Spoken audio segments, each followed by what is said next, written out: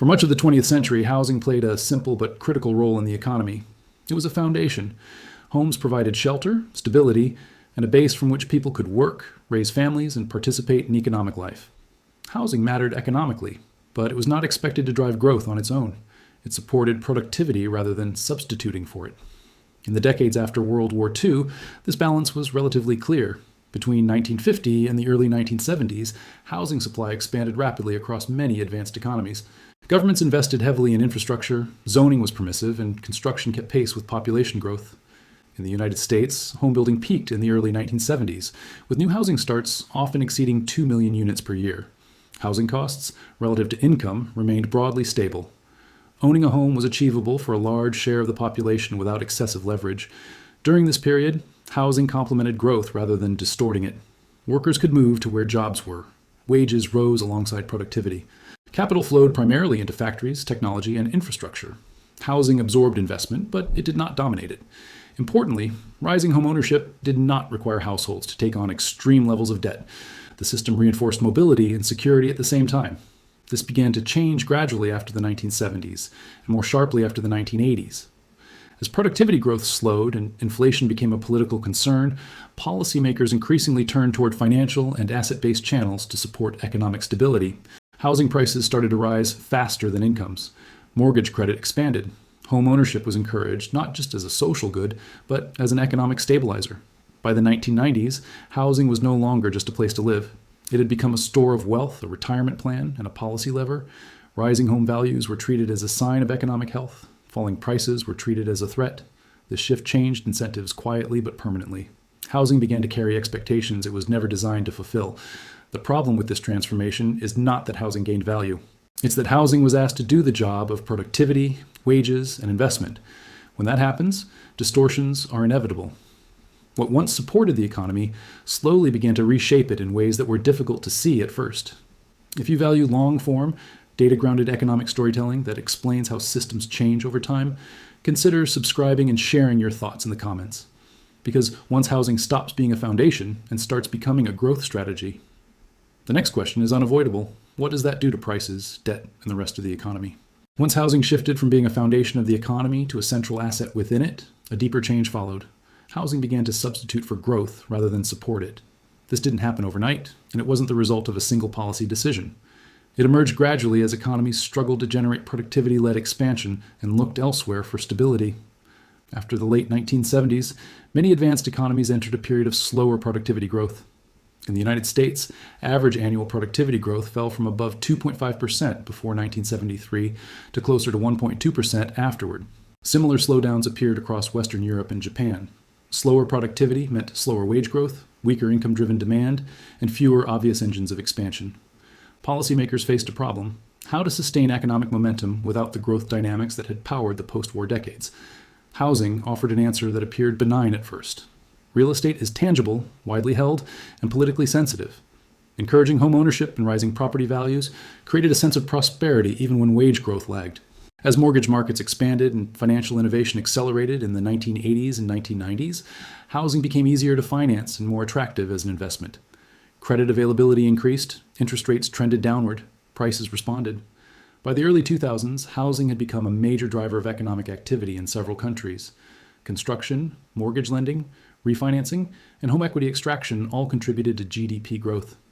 In the U.S., household mortgage debt as a share of GDP rose from roughly 45% in 1980 to over 75% by 2007. Rising home values allowed households to borrow against depreciation, supporting consumption even when income growth was modest. From a GDP perspective, the economy was growing. From a structural perspective, growth was being pulled forward from the future. This shift mattered because it changed how growth was generated.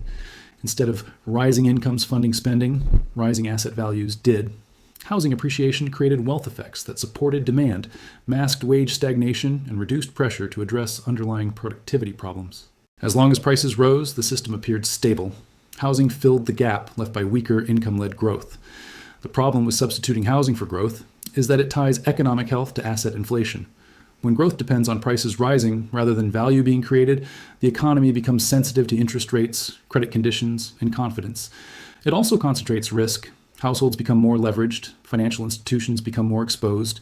Policymakers become reluctant to tolerate price declines, reinforcing the cycle. Importantly, this dynamic did not disappear after the 2008 financial crisis. While the crisis exposed the dangers of excessive housing leverage, post-crisis recovery strategies once again leaned heavily on low interest rates and asset support.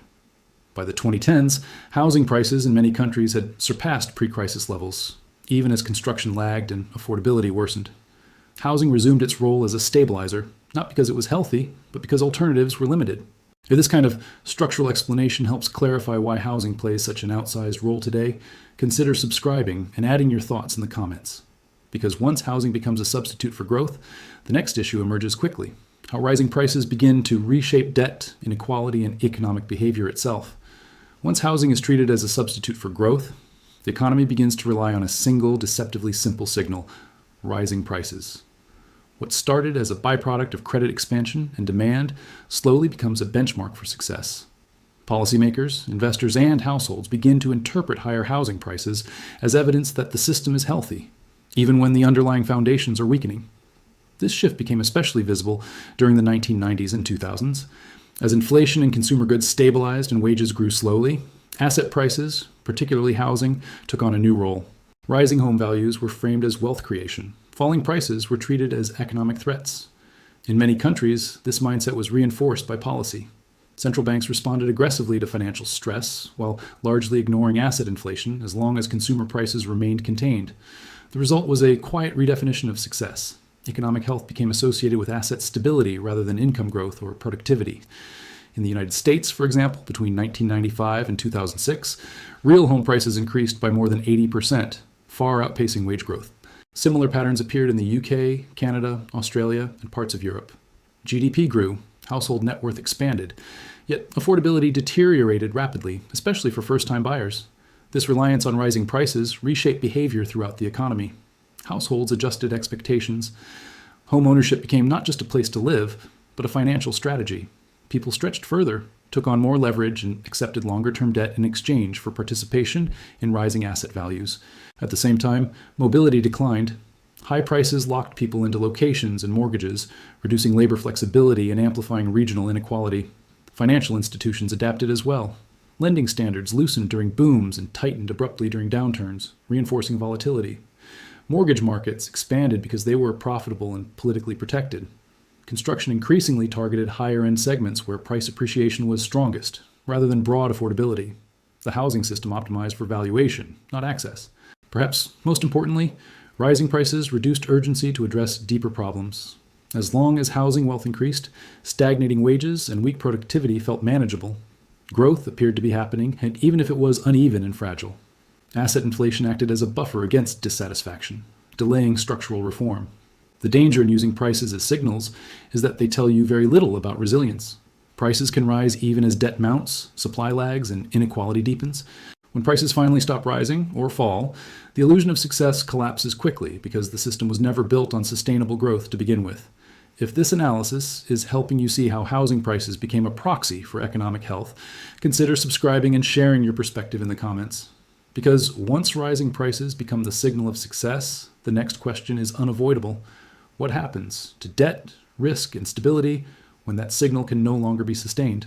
When rising housing prices become the primary signal of economic success, debt and risk don't just increase, they become mispriced. This is the point where housing stops merely substituting for growth and begins actively distorting the financial system. The danger isn't excess borrowing alone, it's that the risks created by that borrowing are systematically underestimated. The mechanism is straightforward. Rising home prices make collateral appear stronger. Stronger collateral justifies larger loans. Larger loans support higher prices. This feedback loop became especially powerful from the mid-1990s onward, as mortgage markets expanded and financial innovation made housing credit easier to distribute. In the United States, total household debt rose from about 65% of GDP in 1980 to nearly 100% by 2007, with mortgage debt accounting for the majority of that increase. Similar patterns emerged in the UK, Spain, Ireland, and parts of Scandinavia. Crucially, this expansion of debt was not perceived as dangerous at the time.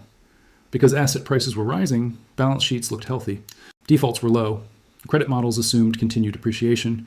Risk appeared manageable because losses hadn't materialized yet. Housing created the illusion of safety by masking leverage with valuation. This distortion had consequences beyond households. Banks became increasingly exposed to property markets, directly through mortgages and indirectly through securitization. Governments grew dependent on housing-related revenues, from property taxes to transaction fees. Economic growth became intertwined with credit creation. When housing slowed, everything slowed. The 2008 financial crisis revealed how fragile this structure was. Once prices stopped rising, collateral values fell, leverage reversed, and losses cascaded through the system. What appeared to be a contained housing problem rapidly became a global financial crisis. The issue wasn't just bad loans.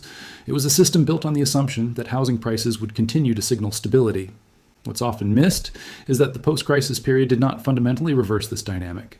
While lending standards tightened temporarily, low interest rates and limited housing supply pushed prices higher again. By the late 2010s, household debt levels had recovered in many countries, and housing once again became a key driver of economic confidence. Risk returned, but it was reframed as necessary. The distortion here is subtle but severe. When housing carries too much economic weight, risk becomes political. Price declines are no longer tolerated. Policy intervenes early to prevent correction. This encourages more leverage, not less. Over time, the system becomes resilient to small shocks but vulnerable to large ones. If this breakdown is helping you understand why housing amplifies financial risk rather than absorbing it, consider subscribing and joining the discussion below. Because once debt and risk are distorted by housing, the next issue emerges quietly. Capital stops flowing where it's most productive. Once housing distorts debt and risk, a deeper structural shift follows.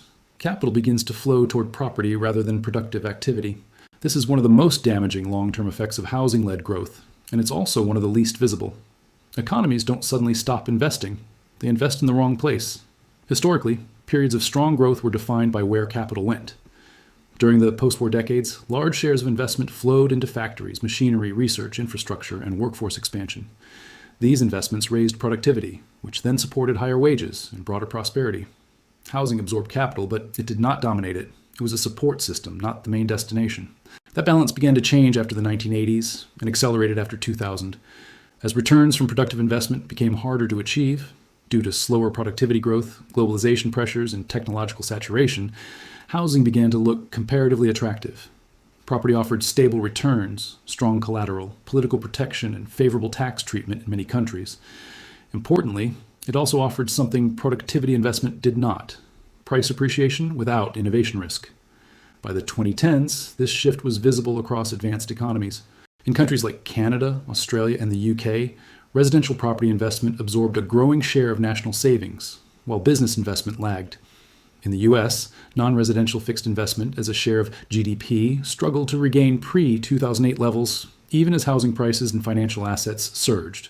Capital wasn't scarce, it was concentrated.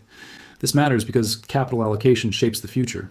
Investment in housing largely reshuffles existing assets. It raises prices, rewards ownership, and increases leverage, but it does not significantly expand productive capacity.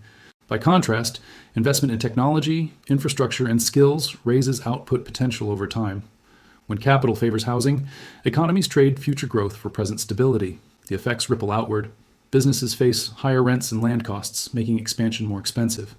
Workers face higher living costs, reducing mobility and risk-taking. Governments become dependent on property-related revenues, reinforcing incentives to keep prices elevated. The economy becomes efficient at protecting asset values, but inefficient at generating new sources of growth.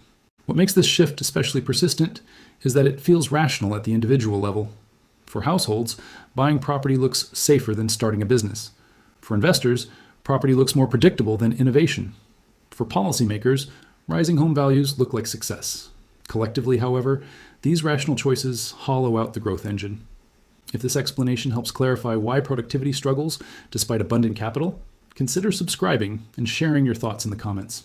Because once capital flows toward housing instead of productivity, the next consequence becomes unavoidable. The economy begins to slow even as asset values keep rising. Once capital consistently flows into housing instead of productivity, the slowdown doesn't show up immediately. In fact, for a while, the economy can look deceptively strong. Asset prices rise, construction activity continues, and GDP records steady growth. But underneath that surface, the engine that actually expands economic capacity begins to weaken. This is how housing-led growth quietly slows the entire economy without triggering an obvious crisis. The core issue is opportunity cost. Capital invested in housing is capital not invested elsewhere. When a growing share of savings is tied up in property, less is available for business expansion, innovation, and productivity-enhancing investment.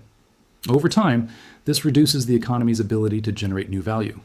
Output can still increase, but it does so through higher prices and greater leverage rather than improved efficiency.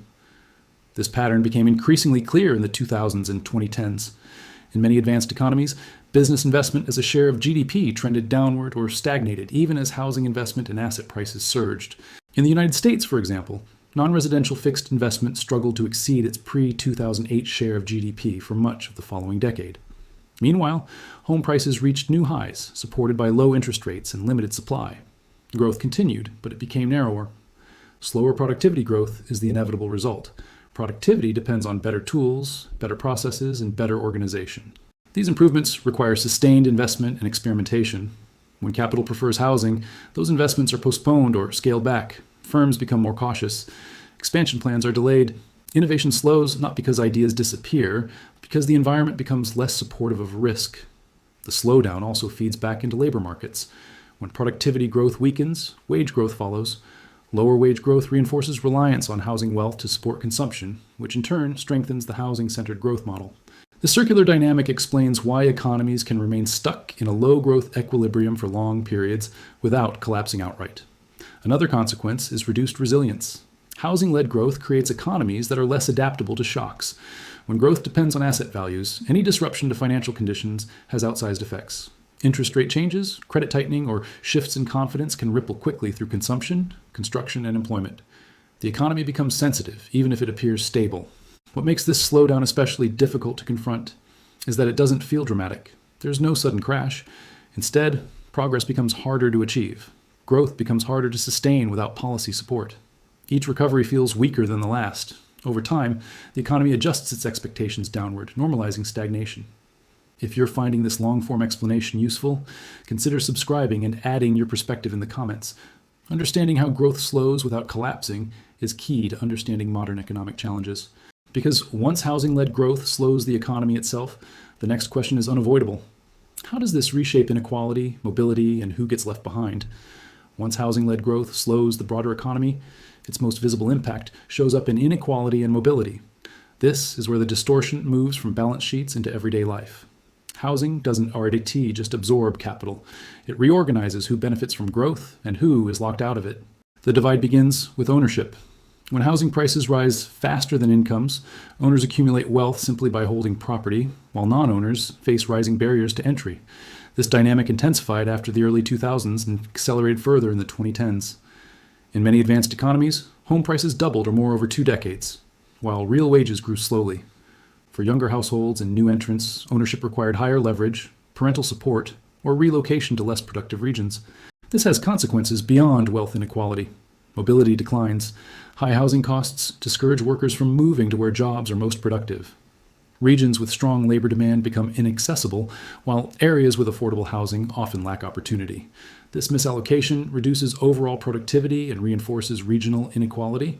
The economy becomes less efficient, not because people lack skills, but because housing constrains movement. Intergenerational effects compound the problem. Those who entered the housing market earlier benefit from price appreciation and lower leverage. Those who enter later face higher prices, larger debts, and longer exposure to risk. Wealth becomes increasingly inherited rather than earned. Over time, opportunity depends more on timing and background than effort. Growth continues, but it feels closed. Housing-led growth also changes social behavior. When property ownership becomes the primary path to security, people prioritize asset accumulation over career experimentation. Risk-taking declines. Entrepreneurship suffers. Households delay family formation, education, or relocation because housing costs dominate financial decisions. The economy adapts to caution rather than ambition. Importantly, this inequality is often misdiagnosed. Rising housing wealth inflates average net worth figures, masking the experience of non-owners. Aggregate statistics improve, even as access worsens. Policymakers see stability. Households feel constraint. The gap widens quietly. What makes this phase particularly damaging is that it's self-reinforcing. As inequality grows, political pressure builds to protect asset values. Policies favor stability over affordability. Supply remains constrained. Prices stay elevated. Mobility declines further. Housing becomes both the source and the justification for inequality. If this explanation resonates, consider subscribing and sharing your experience in the comments. Housing isn't just a market. It's a gatekeeper to opportunity, because once housing reshapes inequality and mobility, the final consequence becomes unavoidable. Governments become dependent on the very system they struggle to reform. Once housing reshapes inequality and mobility, it creates a final and deeply constraining outcome. Governments themselves become dependent on housing-led growth. At this stage, reform becomes difficult not because solutions are unknown, but because the economic and political costs of change appear too high.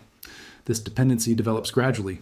As housing prices rise, governments benefit in multiple ways. Property taxes increase, transaction taxes generate revenue, construction activity supports employment. Rising home values create a sense of wealth that stabilizes consumption and reduces visible economic distress. Housing becomes a reliable contributor to growth statistics and public finances, even if it undermines long-term productivity. By the 2010s, this reliance was visible across many advanced economies. In countries like Canada, Australia, and the UK, housing-related activity accounted for a significant share of GDP growth during periods when business investment was weak. Local governments became especially exposed, relying heavily on property taxes and development fees to fund services. This created a structural incentive to maintain high prices and continuous turnover. Policy choices began to reflect this dependency. Measures that supported housing prices were implemented quickly during downturns, while reforms that might lower prices or increase supply were delayed, diluted, or avoided altogether. Falling prices became politically unacceptable. Housing was no longer just an asset held by households. It was a pillar of fiscal stability. This dependency also constrained macroeconomic policy. Central banks became acutely aware of housing sensitivity to interest rates. Rate increases risked destabilizing property markets and household balance sheets, while rate cuts fueled further price appreciation. Monetary policy became trapped between inflation control and asset stability. Fiscal policy faced similar trade-offs, as efforts to cool housing risked slowing growth and reducing revenues. What makes this phase especially problematic is that it narrows the policy imagination. When governments depend on housing for stability, alternatives feel risky. Productivity reforms take time. Infrastructure investment requires upfront costs. Housing, by contrast, delivers immediate feedback through prices and activity. The system becomes locked into what works in the short term, even if it fails in the long term. This is how housing stops being a policy area and becomes a policy constraint. Governments manage around it rather than through it. Each year of dependence makes the next year's adjustment harder. The economy remains stable, but increasingly brittle. If this analysis helps explain why housing reform feels perpetually postponed, consider subscribing and sharing your thoughts in the comments. Understanding government incentives is key to understanding why distortions persist. Because once governments become dependent on housing, the final question becomes unavoidable.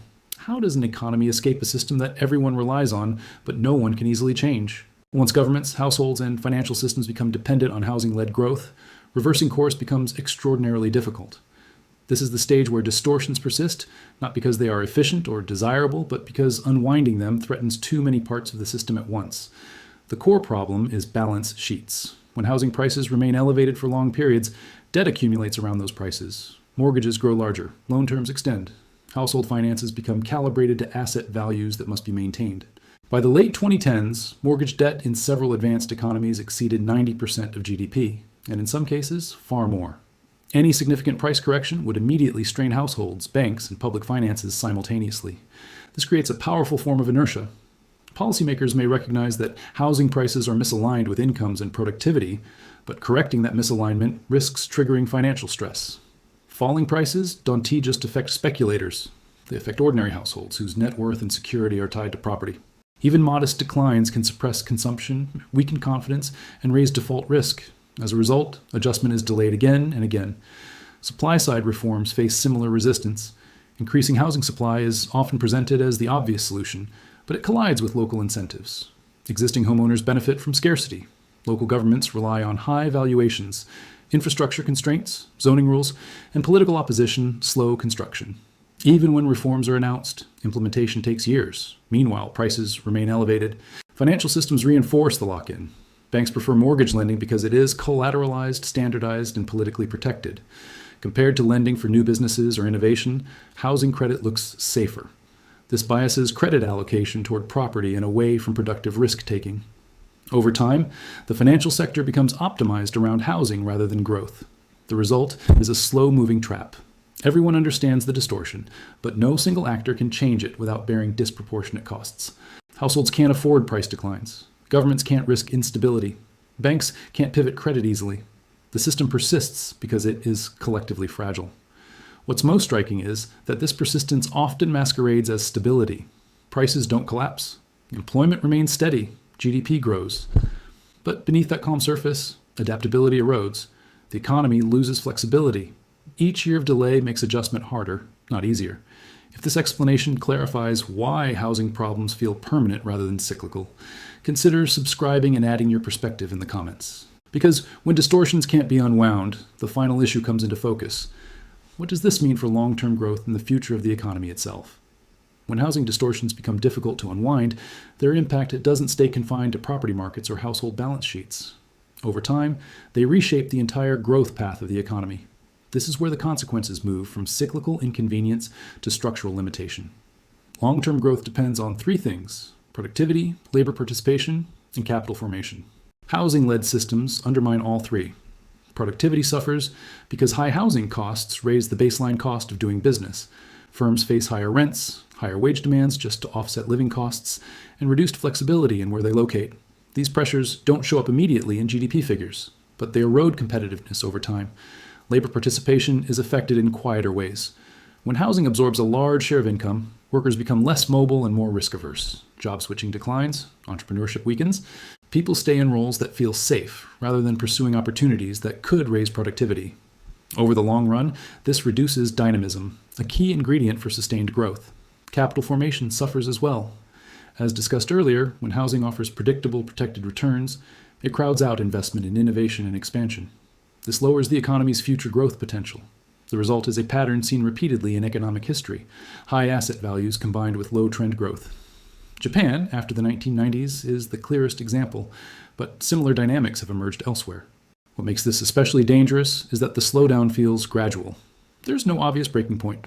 Instead, each decade delivers slightly weaker growth than the one before. Recoveries become slower. Policy support becomes more frequent. Expectations adjust downward. The economy doesn't fail. It settles into a lower ceiling. At this stage, housing is no longer just distorting the economy. It is defining its limits.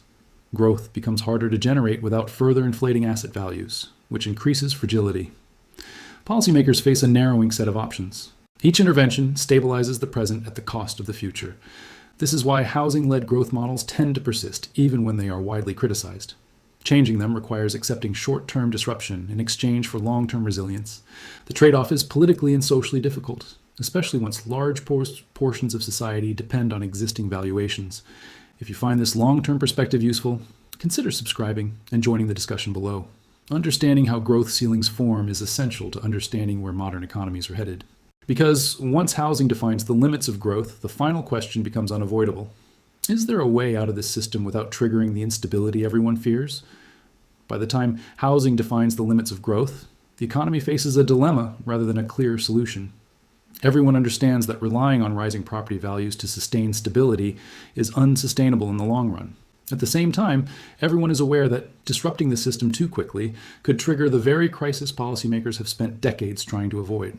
This tension explains why housing distortions persist even when their consequences are widely acknowledged. Historically, economies have escaped housing-led traps in only a few ways, and none of them are painless. One path is long periods of stagnation, where prices stop rising in real terms while incomes slowly catch up. This is what Japan experienced after the 1990s. Housing values didn't collapse everywhere, but they stopped acting as a growth engine. The cost was decades of weak growth, cautious behavior, and subdued expectations. Stability was preserved, but progress was limited. Another path is inflation-driven adjustment, where rising nominal incomes gradually reduce the real burden of housing costs and debt. This can ease pressure without forcing price declines, but it requires sustained wage growth and productivity improvements, conditions that are difficult to generate in housing-distorted systems. Without those improvements, inflation simply raises costs further, reinforcing the problem rather than solving it. The most difficult path is structural reform. This involves increasing housing supply, redirecting capital toward productive investment, reforming tax incentives, and reducing reliance on asset appreciation as a policy tool. These changes work best when implemented gradually and consistently, but they require political coordination and patience. The benefits arrive slowly, while the resistance is immediate. As a result, reform is often discussed more than it is delivered. What makes the situation unique is that there is no single reset button. Housing distortions are embedded across balance sheets, institutions, and expectations.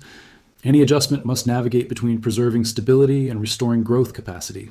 That balance is hard to strike, and history shows it is rarely achieved deliberately. More often, systems change under pressure rather than design. This is why housing stops being just a market issue and becomes a defining feature of modern economies. It shapes how people save, work, invest, and plan for the future. When housing distorts growth, it doesn't just change prices. It changes behavior and expectations for an entire generation. To understand how this dynamic fits into a broader pattern, where economies can keep growing on paper while everyday life becomes more constrained, watch our previous video. Why GDP keeps growing. While life gets harder, this gap is expanding. It explains the wider system that allows housing distortions to persist without immediate collapse. If you value long-form, data-driven economic analysis that looks beyond headlines and short-term explanations, consider subscribing, sharing your perspective in the comments, and joining us for future deep dives into how modern economies really work.